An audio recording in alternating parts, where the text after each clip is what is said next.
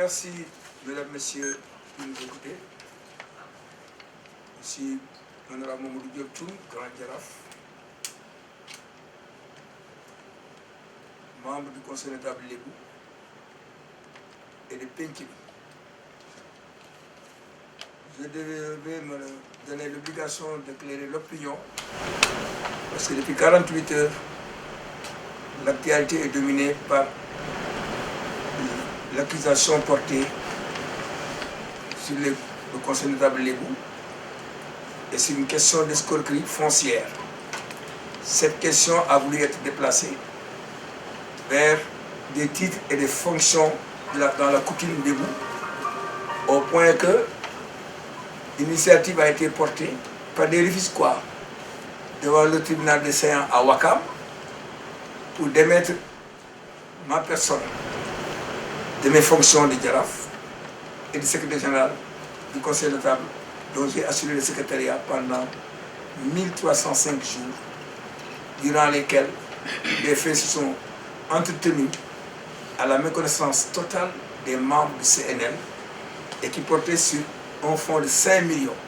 récupérés par Maodo Ngom El Hadji Malick des mains de Mariama Niass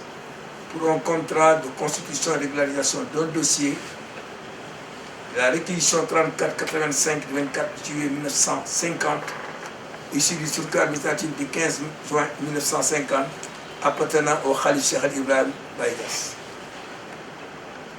Le 3 décembre 2020, après avoir encaissé les fonds, il a fallu couper son téléphone et ses relations pour ne plus écouter, pour ne plus se faire entendre et de répondre à l'attente de cette femme qui avait engagé ce programme avec son feu, avec son père ou son frère Khalif qui lui avait donné le mandat. La question aujourd'hui est d'éclairer l'opinion que les scandales qui portent sur les 5 millions a bel et bien existé parce que le CNL est engagé par la personne morale de son président Maodo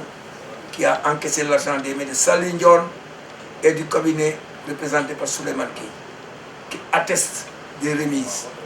Bien qu'il soit dans une posture de refus, il faut rétablir la vérité. Personnellement, pour la sauvegarde de l'intérêt des Lébou et la dignité à respecter des Lébou, la morale de notre organisation, j'ai porté plainte depuis le 20 juillet 2023 parce qu'il nous a abusés. Et l'information portée à mon encontre doit être aujourd'hui portée à la connaissance de l'opinion parce que je suis un homme public. Il faudrait maintenant que je sois dans cette activité, lavé de cette accusation, sinon je serai complice des faits et je n'en suis pas un. Voilà l'histoire. Donc je suis contre cela qui vont à Ouakam, c'est Youssou Ndoye, et décider d'une destitution de mes fonctions. Mais Dieu merci, Youssou Ndoye sait à qui l'affaire. Mais je lui conseille d'être à équidistance de cette affaire. Parce que s'il se promenait à porter ce combat à Rufisque, il trouvera Tchounbaï Khali sur sa route. Et il sait qui il est, il sait qui je suis. Et je pense que je suis avec les Rufisquois et non contre les Rufisquois, contrairement à sa posture. Moi, je suis un libre qui tire ses origines là où il est héritier. Je peux dire que je suis Mankoubalam. Je m'en arrête dans ce niveau. gërëm mbokk yi ak askanu Sénégal gépp ak ñi ci bitim réew ñeenti fan yëpp riir bi daw ci dëkk bi moo tepp ci affaire Lébu yi nga xamee dañu amoon lu leen seqoon ak waa kër Baye Niass mbir mi nag soriwul woon kuréel gi ñu am mu tudd CNL Maodo Ngom jiite ko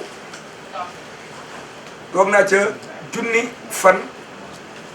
ak ñetti téeméer ak juróomi fan musuma gis kayit bi mu signé andil ñu ko ci contrat mënuñu miim na amul parce que gis nañ kayit yoo xam ne moo ko signé ak ndaw si ñu naan Mariama Niass ne da koy defaral ay kayiti baayam ca ñor joxante bi nag toll ci juróomi million kii di Sali Ndione kii di Souleymane Gueye mu waxanteeg ñoom ñu jël ko jox ko ci loxoom mu tëj téléphone am ci 3 décembre 2020 ba 2023 bi la ca xew ñu plainte ko tudd ci nag CNL ñu uyu ji ci gis ne moom def na loola man li ma war mooy sang CNL defaraat CNL bi taxawu CNL bi mu jël CNL bi ma porte ko plainte ci defin bi nga xam ne am na parce que loxoom moo ci tax coow loolu nag ñiy jóg dem Wakaam ne dañuy utu tribunal di fa àttee kër ga ñu dem maa ko ëpp ka ñuy waxal Youssou Ndoye du ma moom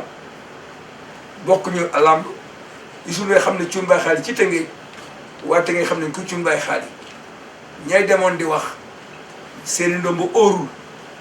waaye man xam naa fi ma taxaw maa ngi leen di déglu je prends à témoin nag li may wax Tëngéej ak Sénégal gi fa ñuy jëm maa ngi leen fay xaar jiitu fa di leen xaar te bañu ma ca dara man maa jël plainte bi portel ko sama bopp kenn bootuma kenn santaw ma ca dara ñu wut ku ñuy taxal tooñ nañu jàmbur yi man ba may xëy kenn xëyu neeti daaw yi fi doon fekk xam naa kër yi seen man li ma man yóbbu sama plainte toppa Maodo ci li mu ñu def waaye comme wax ji jagana léegi dem di tribunal lu ku ñuy wàtti ndomboom daa leen ci topp ba mu yew fa mu yem neex te loolu maa jël responsabilité mu gàddu ci man bu kenn dara man bii la ku ma xamit xam ne war naa gàddul ëpp lii parce que nag du ma doyee boobu ñu yaakaar ne fa laa toll bañ di ma boot ci loolu nag ma day leeral nit ñi que ne mbir mi am na yi fi jàmbur ku ko jël da nga koy liggéey wala nga delloo ko alalam moo luubal moo tax mbir mi toll fii am na yenn yii ñëw si topp yu dul yii suñ sa yeggee nag bu kenn jaaxle ma bëgg nag mbir mi ñu tekk ci gëm yàlla noobal gi nga xam ne dañ koy oote dignitaire gi nga xam ne dayo bi nga xam ne moom lébu yi am dañ ca yem nit day am fulla fayda am xam-xam am fit daal di doylu boo bëggul doylu nag lu nekk nga bëgg koo am te amoo métier bu ko def loolu neex mel ngeen ne que meloon yi di nga laal loo xew war a ko laal lii rek laa bëggoon yëgal Sénégal yi que maa gàddu plainte maa koy dox bu kenn nag ku ci am looy wax ñëwal ci man. asalaamaaleykum mbokki Tëngéej asalaamaaleykum mbokki Sénégal man la El Hadji Djibril Ndoye ndey ji réew ma bëgg a waxtaan ak Sénégal lii xew booba ba léegi ñu ngi déglu di xool fu ñuy teg sanu tànk si tooñeel gu metti ak jëf ju bon waxante musiba taxajul si biir dëgg lépp nag si tooñeel CNL le conseil des notables lébu du Grand Cap-Vert récépissé baa ngi nii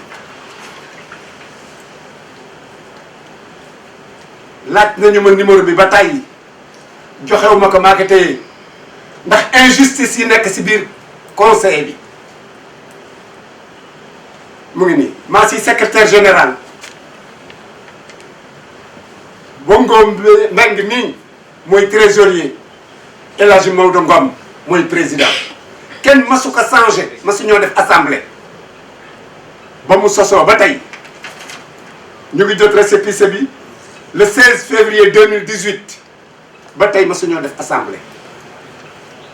lii nag Tëngéej la xewee Tëngéej jëkk moom muy le conseil notable lébu Tëngéej jëkk moom Tëngéej dëkk ñoo moom seen bopp Alaaji Paala Mbeng ku ko xam-xam ne Bapone Gueye mooy maamam ndombal maamam la jël du kayit du association bu ko mën a dindi si poste bu mu nekk ndombal tànkam amul kenn ku ko mën a dindi ay mbokkam ak a fal ma bëgg Sénégal yépp ñu déglu xam ne caaxaan baaxul nañu bàyyi caaxaan ku bëgg a daaneel Maodo Alaaji Paala Mbeng xoolaatal sa bopp yaa war a wadd si suuf yow si sa bopp yow mii bëgg a daaneel Paala Mbeng ak ku mu mën a doon yaa war a daanu si suuf jëf ji bari na salte bi bari na ñu ngi toog nag di déglu wax bu nekk nag ak tontoom li ñu xam bari na de si CNL bi lii lu tuuti la asaka la rek moo génn lii rek sa ëpp fuuf bari na lool ñu ngi ko xam ne téye ko toog di leen xaar lu ngeen bëgg rek ñu ngi ci fu ngeen bëgg àgg rek ñu ngi ci jël nañu ko nag ñun waa Tëngéej taxaw nañu àndandoo nañu doon nañu benn Tëngéej mooy seen siège social ñun waa CNL bi Tëngéej mooy seen siège social te nag bu ñu jógee si lii dinañu oote assemblée générale ñun waa CNL bi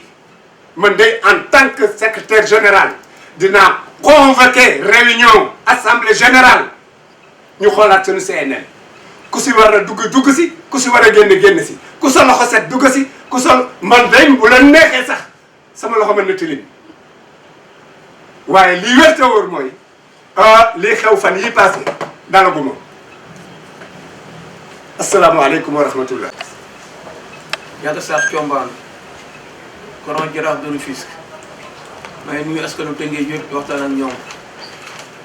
di wax ne maa ngi leen nuyu yéen ñëpp di leen baal àq di leen baalu àq di ñaan jàmm yàlla def jàmm suñu biir may wax ne ñun ñëpp ay lébu lañ te lébu dafa war a ànd nekk benn lébu dañu war a dimbalante lébu dañu war a jàppante mais li fi xaw ci fan yi passé nii dafay nekk loo xamante warul suñu biir muy mbir moo xamante ni ñun ñëpp ñoo ko bokk te ay lébu lañ dañuy wax ne souvent ku ñuy boddi doo boddinte bon dëkk ñun lébu dañu war a jàppante lii fi xaw nag naxar nañu neexul kenn ñëpp am nañ ci naxar mais li war mooy aussi nit boo nekkee na nga nekk ci mbooloo ñu dénk la nga yor mbir da ci war mooy jubal boo jubalu la ñi nga xamante ne yor seen yëf am nañu droit delluwaat gannaaw xoolaat seen mbir comme ni ko secrétaire général bi waxee loolu dëgg la parce que loo xamante ni dafa am ak nekk mouvement muy CNL boo xam ne nit ñi dañ ko bokk ñu ko rek pendant des années war nañ def ko di revoler instance yi mais li may dellu si waat daal mooy dañ fi am ay nit ñoo xamante ni ay nit intègre lañ laaj nday jeew El Hadj Doy mu ngi fi Jaraaf Mamadou Gueye Thioune mu ngi fi ak sunu kilifa bu mag boo xam ne mu ngi fi muy le grand DJ El Hadj Pala Mbengue bon donc ñooñu suñu dajee ñun ñëpp ay askanu Tëngéej lañ jóge askanu Tëngéej lañ bokk te lu ñuy defar Tëngéej moo tax ñu ko defar bon donc am na noo xamante ni su awee suñu biir nun waa Tëngéej dañu war a oote bu fekkee ne dëgg la ñu ootee ko fañ ko war a ootee mais duñ génn Tëngéej di ko ootee foofu loolu mooy mal bi ci nekk parce que aussi ñun ñëpp ay lébu lañ gisu lébu la comme ñun lébu lañ comme moom mais bu problème awee si Tëngéej du ñoom dañuy dem fële di décider nit parce que fale ñu ko woon foofu te ki ngay décider fekk nga fal ko man war ko mën a teg mais koo falu war a tekki ndombal tànkam te ku légitime ñu tegee sa ndombal tànk quelquefois nit ñi dañuy def dans les erreurs yoo xamante ni xamul mu doon parce que nit bu fekkee ne da nga àndoon nekk benn soo deful lu dëgg dañu wax ne lii muy lu dëgg nga retourbaat demaat ci gannaaw xoolaat sa bopp de rectifier sa bopp parce que loolu moo ñu war mais def nekk ci erreur dëgg ci teg sa tànk continuer dem fekk ñi nga nekkal yow yaa ngi bëgg a dox seen kaw loolu li nga xamante loolu mooy jëfi lébu léegi dañ fekkaat ñu delluwaat xoolaat suñu bopp jéem a boolaat suñu bopp àndaan nekk benn pour lu ñu bëgg ñoom ko ëllëgee loolu daal laa ma ci kàddu yu wax am na si ñoo xam ne ñu ngi fii kenn mënu leen dindi si poste yu nekk ñoom ay mbokk ñoo leen fal te ñooñu ñu leen fi teg te ay ndomb tànk yu soxla yu dëggu la bon loolu ñooy ku ko faru di mën a ko folli kon maa ngi gërëm ñëpp di leen sant wasalaam alhamdulilahi rabbil alamin mbokku lébu yi maa ngi leen di nuyu gannaaw bi ma sante yàlla subhanahu wa taala julli ci yonent bu tedd bi sallallahu alayhi wa sallam ñu ngi sant sëriñ yi suñu sëriñ Seydi Aboubacar Sy di ñaan yàlla yal na yàlla yokk leeram te taam ñu ci barkeem waaw di wax auzu billahi mina sheytaani rajim li tax ñuy musu si seytaane moo di seytaane moom engagement la jëloon ak yàlla subhanahu wa taala kon ñun mënuñoo mucc waaye ñu ñaan yàlla rek lépp lu mën a xew rek ñu def ko ci waxtaan def ko ci dal ak defaroo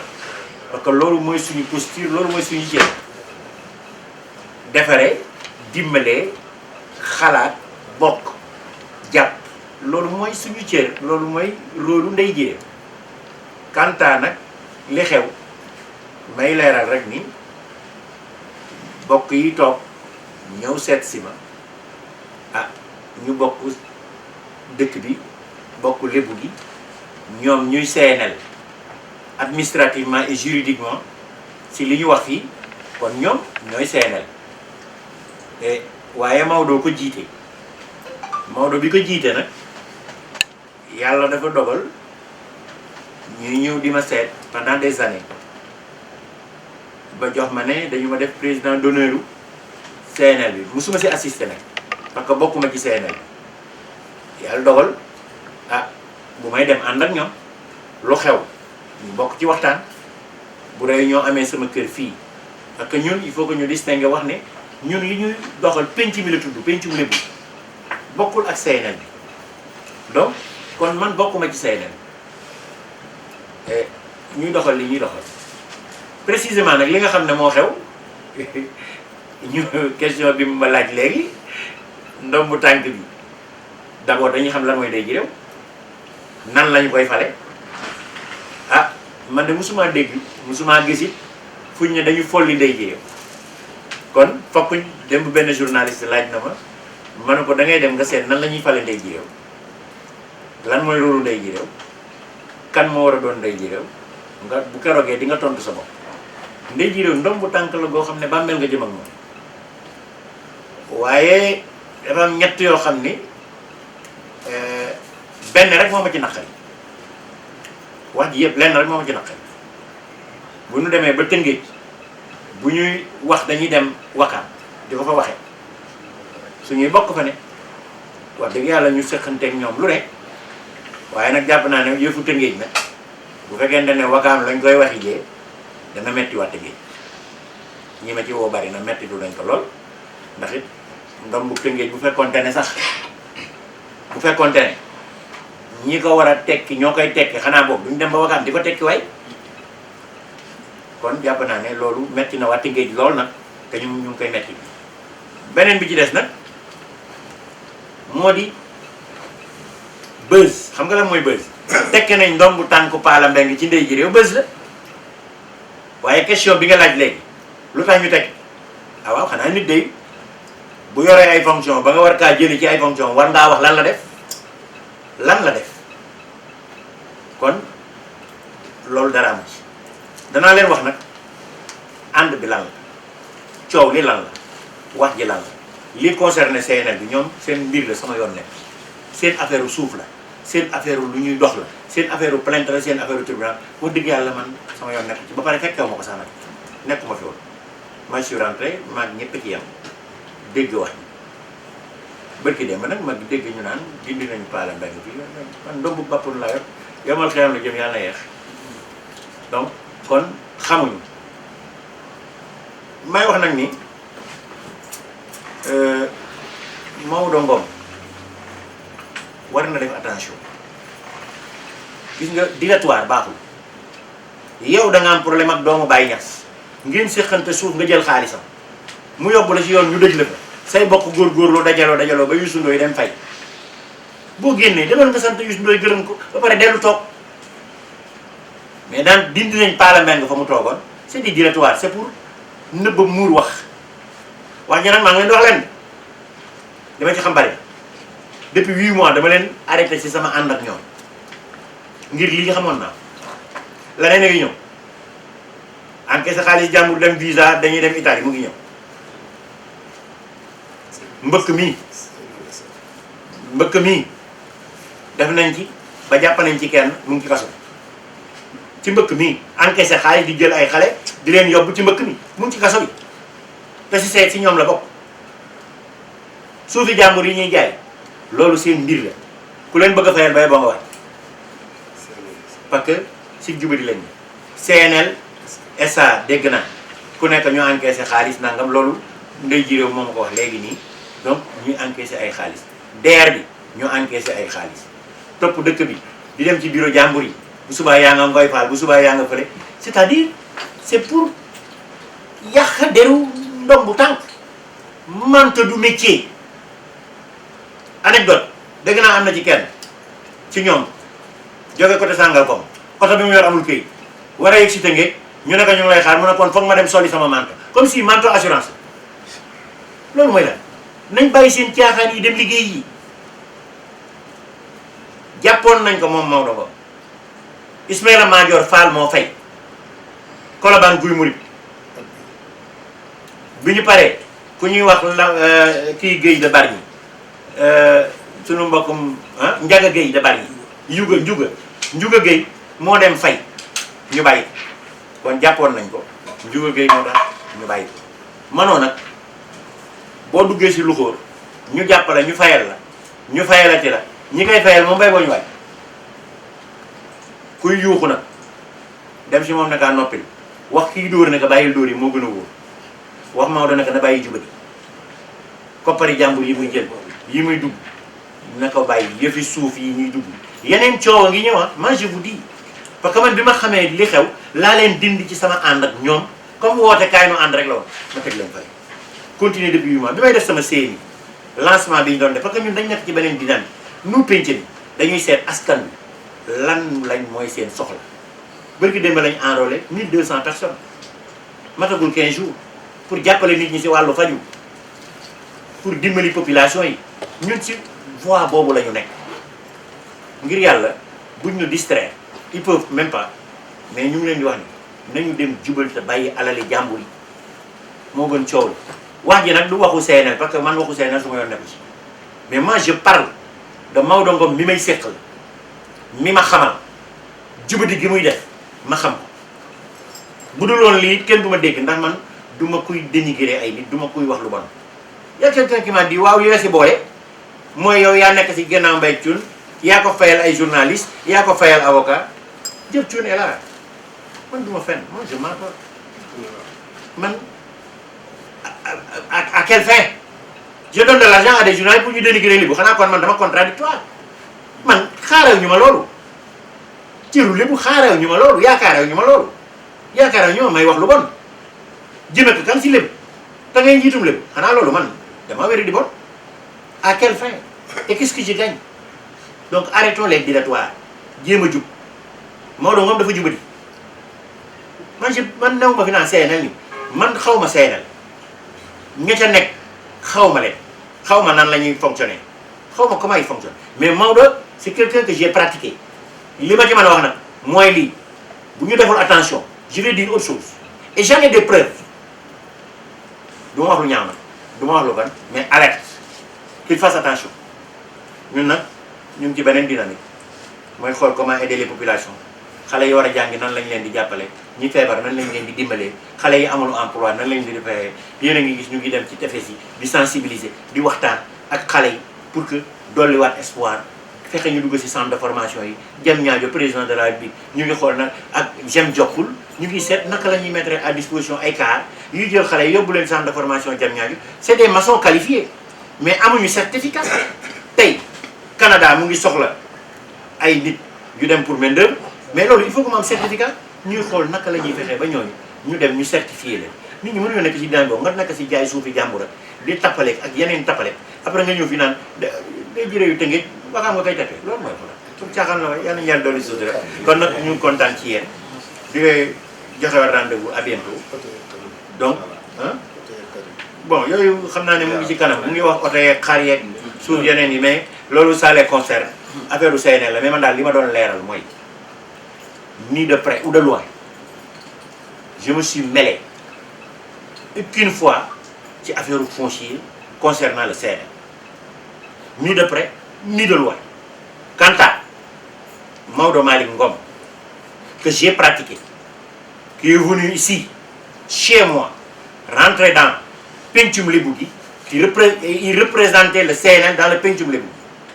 aujourd'hui il fait du délatoire c'est un problème foncier qui concerne entre lui Mamadou Diop Thioune du CNL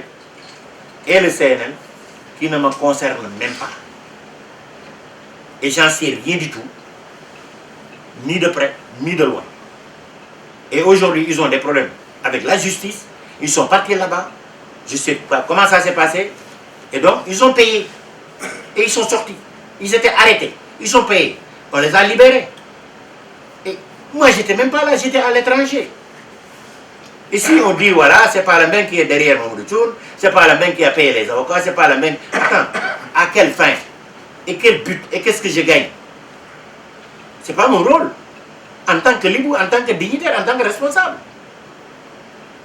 Je dois sauver et je dois aider, je dois accompagner, mais mon rôle ce n'est pas de dissocier ou de faire des choses qui ne sont pas du tout catholiques. Moi je vous dis que Maodo Malick Ngom, il n'a qu'à se ranger, aller travailler, de laisser ces affaires des escroqueries là. Tout dernièrement, c'est Ndiaga Gueye, le barnier qui a payé, Ndiouga Gueye qui a payé au niveau du commissariat de Gouy-Mouri. Il était arrêté là-bas pour escroquerie. Il y a Ismaël Madior Fall, monsieur le ministre de la Justice, qui a payé par l'intermédiaire de Lafon Mbaye qui a donné 950 000 pour qu'on libère Maodo Malick Ngom. C'est un habitué des faits, il n'a qu'à arrêter. Et aujourd'hui, il fait des dilatoires. On parle de l'escroquerie foncière, on t'a porté plainte, tu dis ouais, on a débarqué par la main. C'est comme si une association ne peut pas débarquer un DG. Et si c'est le DG qu'on doit débarquer, le DG, c'est à Ouakam qu'on le fasse. Attends, écoutez, ça c'est des... Il faut que ça s'arrête. Et je vous dis une chose. Arrêtez. Je ne suis pas une personne avec qui vous me dites des choses et je me tais. Non. Il y a beaucoup de gens qui m'ont dit, voilà ta dimension, ma dimension, d'accord. Mais j'ai une famille, moi. Et je suis un homme d'affaires, j'ai des partenaires. Est-ce que je dois laisser qu'on salit mon nom et le nom de mes entreprises et de ma famille? Non. Pourquoi? Je ne le fais pas. Je vous dis, aujourd'hui, j'ai dit ça. Il y a d'autres choses que je peux dire. Moi, je ne parle pas de CNL, je parle de Maodo Malick Ngom, qui est un escroc qualifié et certifié. Il n'a qu'à aller chercher du travail et travailler. Et arrêter ces escrocs-là. Donc moi, je ne parle pas de CNL, c'est ce qu'il parle. On ne l'a pas entendu parler. Pourquoi il n'a pas parlé? Pourquoi il n'a pas parlé? Ça, c'est une question. Ce que le journaliste m'a posé des questions tout de suite là. Alors, qu'est-ce que tu as fait? Et d'accord. Si on débarque une personne, on doit dire, voilà, il a fait ça. Aujourd'hui, ils ne m'ont pas nommé. Je ne fais pas partie de leur organisation. Et c'est parce qu'aujourd'hui, on me reproche que je suis derrière Bathioune, je l'accompagne. C'est moi qui paye les journalistes, c'est moi qui paye les avocats. Mais je n'ai même pas au courant de ça. Arrêtez.